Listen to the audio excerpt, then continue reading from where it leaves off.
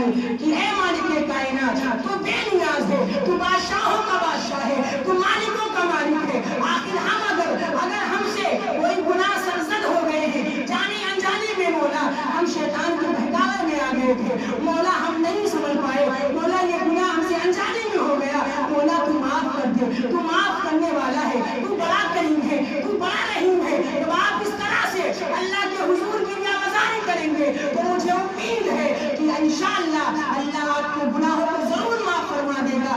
اور یہی تک نہیں بلکہ کتابوں میں آتا ہے کہ جب بندہ اپنے گناہوں کی معافی رب سے مانگتا ہے تو صرف اس کے گناہ معاف نہیں کرتا ہے بلکہ ان کے گناہوں کو نیکیوں میں تبدیل کر دیا جاتا ہے. تو ہمیں چاہیے یہ کہ آج سے 10-12 دن بچے ہیں، ہمارے اعمال اللہ کے حضور پیش کیے جائیں گے. تو ہمارے اعمال جب اللہ کی بارگاہ میں پیش کیے جائیں تو اس حالت میں پیش کیے جائیں کہ ان میں کوئی گناہ نہ ہو، اس میں جھوٹ نہ ہو، اس میں ریاکاری نہ ہو، اس میں دکھاوا نہ ہو، اس میں غرور تکبر نہ ہو، اس میں گھمنڈ نہ ہو، اس میں کہیں سے کہیں مکاری نہ ہو، دلالی نہ ہو. کوئی ایسے اعمال جو ہم سے اور آپ سے ہوئے ہیں اسے ہم یاد کر کے اللہ سے معافی مانگ لیں، انشاءاللہ اللہ ضرور آپ کو معاف فرما دے گا. عزیزان ملت اسلامیہ، یہ شعبان کا مہینہ، اس مہینے میں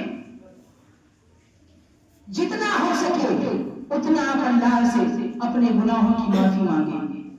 عزیزان محترم، آج یہ جو ہمارے اور آپ کے اوپر طرح طرح کی مصیبتیں، غموں کے پہاڑ توڑے جا رہے ہیں، ہماری روزی روٹی ہم سے چھینی جا رہی ہے، آج ہمیں بے گھر کیے جانے لگا ہے، آج طرح طرح کی مصیبتیں، طرح طرح کی پریشانیاں ہمارے اور آپ کے اوپر آ رہی ہیں. عزیزان ملت اسلامیہ، آپ کیا سوچتے ہیں؟ آپ آخر کہاں ہیں؟ آپ نے کبھی غور و فکر کیا؟ آپ نے کبھی اپنے آپ کو سوچا؟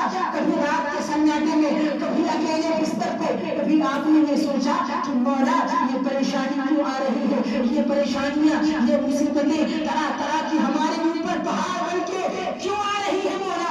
آخر اس کی وجہ کیا ہے؟ کبھی آپ نے غور کیا؟ کبھی آپ نے سوچا؟ نہیں میرے بھائی، کبھی آپ نے نہیں سوچا. اگر سوچا ہوتا تو ضرور کہیں نہ کہیں آپ کے دل میں اللہ کا ڈر آ